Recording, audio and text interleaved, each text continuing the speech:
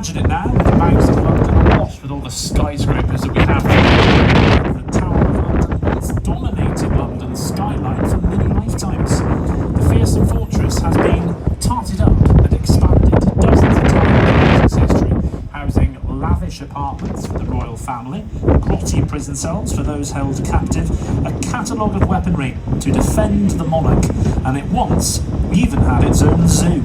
It was the home of the Royal Mint, where England printed most of its money, and for poor Anne Boleyn, it was the site of the best and worst days of her life.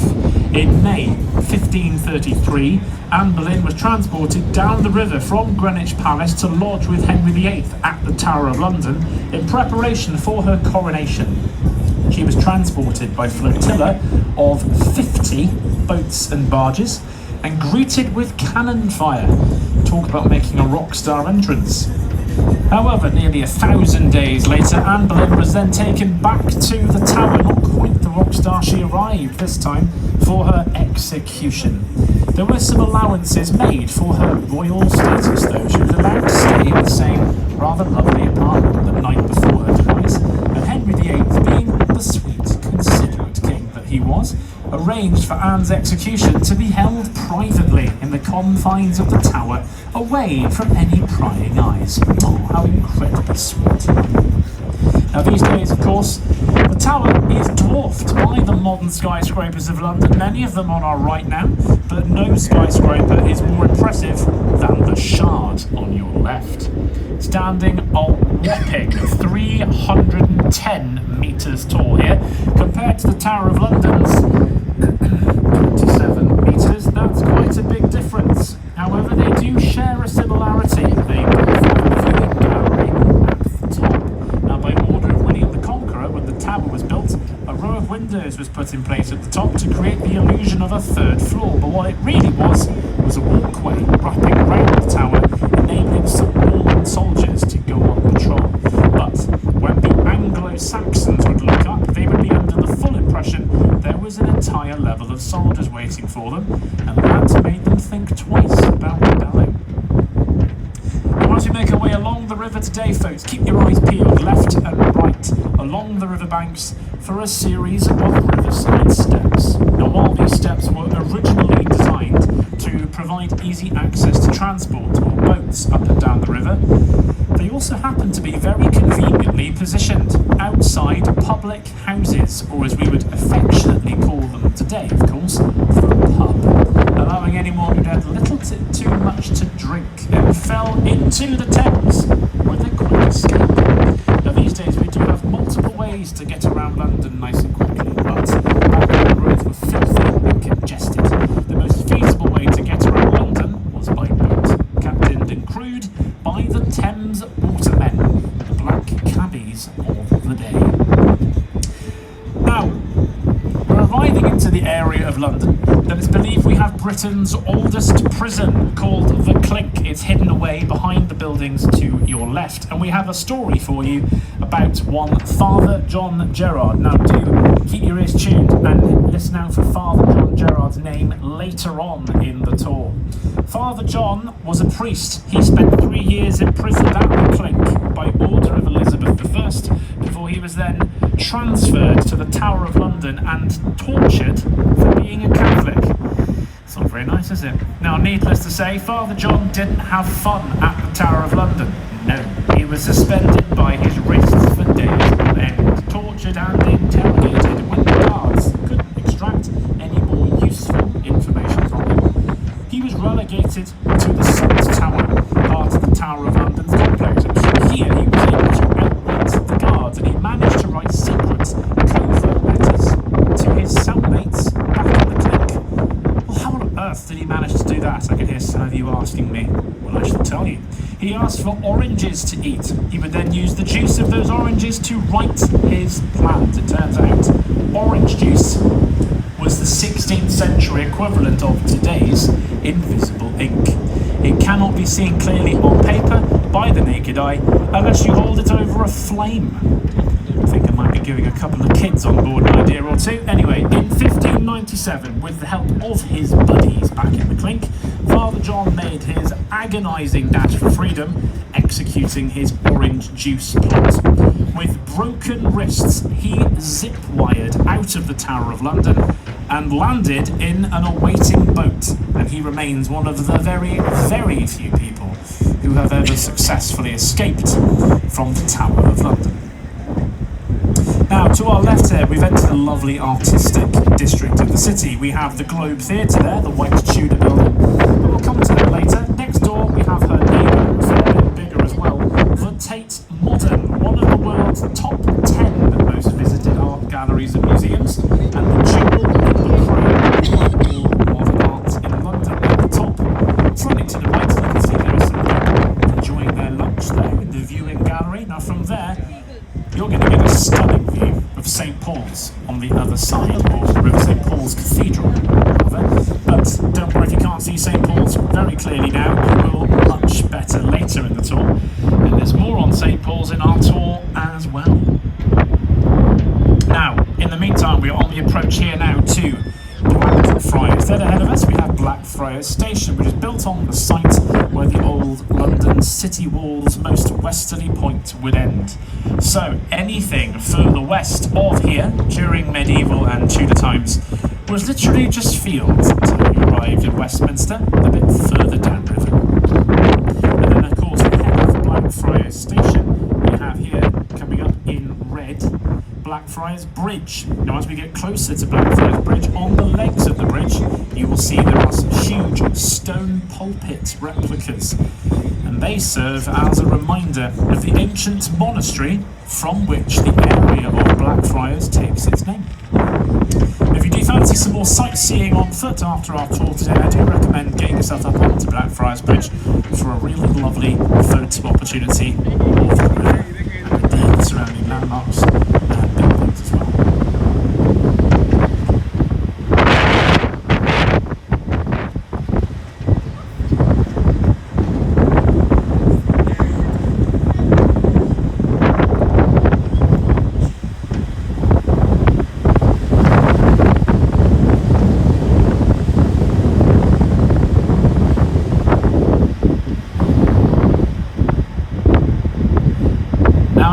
Under Blackfriars Bridge, I mentioned there are some steps at the top of the tour. Have a look to your left, you'll see the tower. Now, effectively, the tower here, we've got two wooden walkways pushing into the river from the bankside. If the tide here was a bit lower, in between those two wooden walkways, over there to the left, on the beach, you would be able to see some remains of a wooden stone causeway, which were large stairs, and they were very significant in their day. They took their name from their original proximity to what was once King's Barge House, where Henry VIII had his royal barge stored. So, in short, Henry VIII had his own barge down here just to the left. Now, these old barge stairs had been given a relatively straightforward name. There are some other riverside stairs along the Thames that are known today by wacky names, including Kidney, Flying Cap, and even Pickle Herring. Guess we had to be there at the time.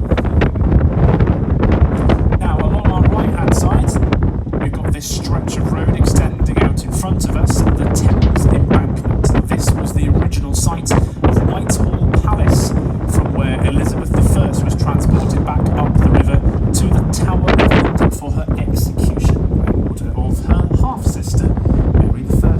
Talk about having a family feud. Now, Mary believed Elizabeth was plotting against her to prevent her marriage to Philip of Spain. So Mary had Elizabeth executed. It's a bit extreme, really.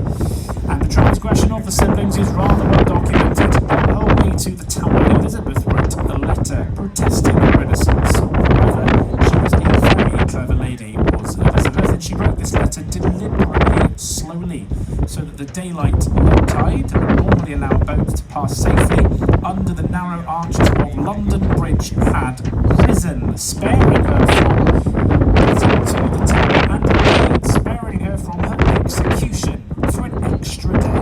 Clever Liz. Now, of course, she couldn't have held that off forever. The tower was always ready and waiting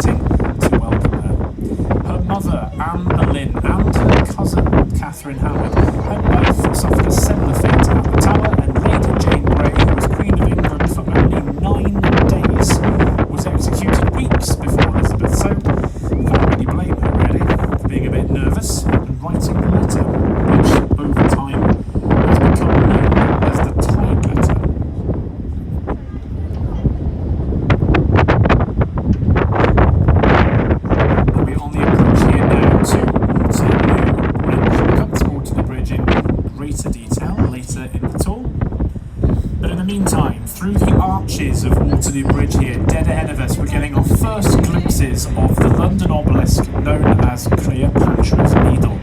Now this authentic ancient Egyptian 21-metre tall granite monument was first erected in the Temple of the Sun in Egypt around 1450 BC, before being gifted to the UK government by Egypt and ending up on the Thames embankment, coming up here on the right in 1878. Now you'll notice as we pass by the Needle that there is an ancient Egyptian Sphinx replica on either side. However, there's actually a fault with this monument. The Sphinxes have been placed facing the wrong way. They were both supposed to be facing outwards to protect the Needle from any enemies. Clearly, somebody was half asleep at the time and got that very wrong. Whichever way you look at it though, the Sphinxes were never going to defend the Needle from the damage that has been done to its stone pedestal by a German First World War bomb. And if you get up close and personal, you will find that the damage left is still there today. Through the area of Charing Cross here. Charing Cross has become the national centre of London. It's a very important road junction where 6 roads meet, and it was from here that distances from London to elsewhere in the UK used to be measured. Historically, Charing Cross takes its name from both the hamlet of Charing that once occupied the area, along with the Eleanor Cross, which was built by order of Edward I to honour his first wife, Eleanor of Castile. Now, some say that the entire name of Charing Cross comes directly from Eleanor. Eleanor of Castile was French. From the French Cher Ren, which sounds a bit like Charing, we get beloved queen in English. But whichever way you look at it, it's very clear that Edward was fond of his first wife. He had 12 of these memorial crosses built in her honour. Talk about being devoted. Of course, we're taking in all the sights of London by water today. What a stunning day for it is as well. But for those of you who fancy a panoramic view, jump on the London Eye here to our left. Comprised of 32 capsules to represent all of London's 32 boroughs. Those of you with incredible eyesight might notice that the capsules here are actually numbered 1 to 12 and then 14 to 33. That's because of Britain's enduring superstition surrounding the number 13. But there's a little bit more on 13 later in the tour. Coming up ahead of us, we are gently arriving into the rather iconic area of Westminster. Dead ahead of us there, we have Westminster Bridge, which was designed by Sir Charles Barry and has been predominantly painted green. The same colour as the leather seats in the House of Commons. In contrast with the next bridge further downriver there, Lambeth Bridge, predominantly painted red, the same colour as the leather seats in the House of Lords.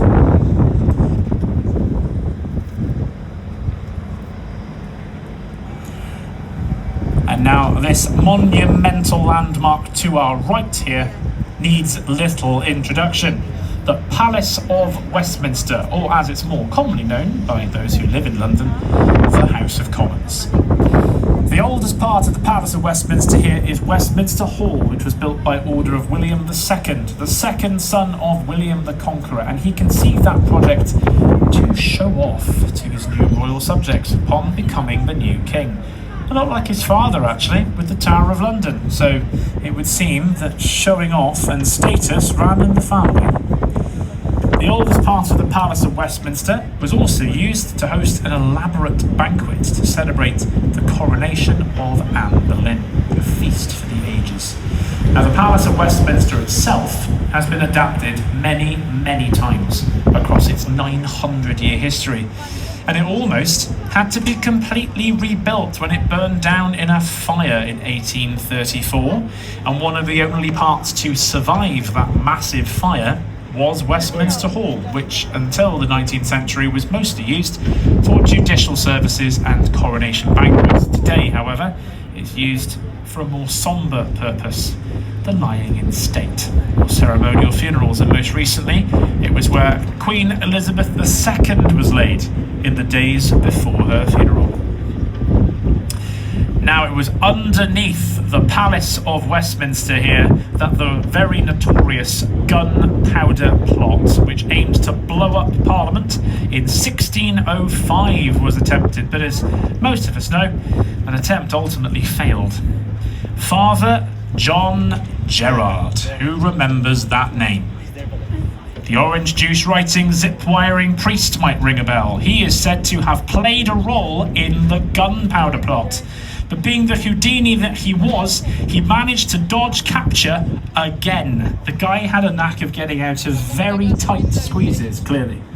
A guy that didn't have a knack for getting out of tight squeezes was Guy Fawkes. Now, he was captured, taken to the Tower of London, tortured into confession, before then being brought back here to Westminster, where he was publicly executed in a very unpleasant fashion, I might add, but I'll let you Google that if you're interested in finding out. Now, as we gently turn the Silver Raven back around for part 2 of our tour together, folks, a polite notice for everyone. If anybody would like to visit the toilet while you're with us, please consider going relatively soon so that you're not rushed, because the toilet will not be available for you when we dock at Tower Bridge Quay. So if you do want the toilet, think about going soon so you're not rushed. They won't be open when we dock. Thank you.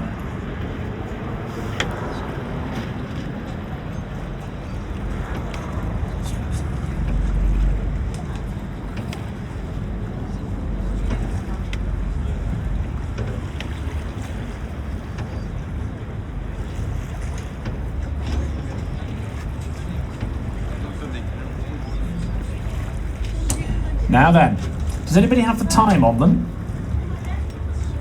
Well, with such a massive clock over there on your left, I saw about 3 people checking their phones then, honestly.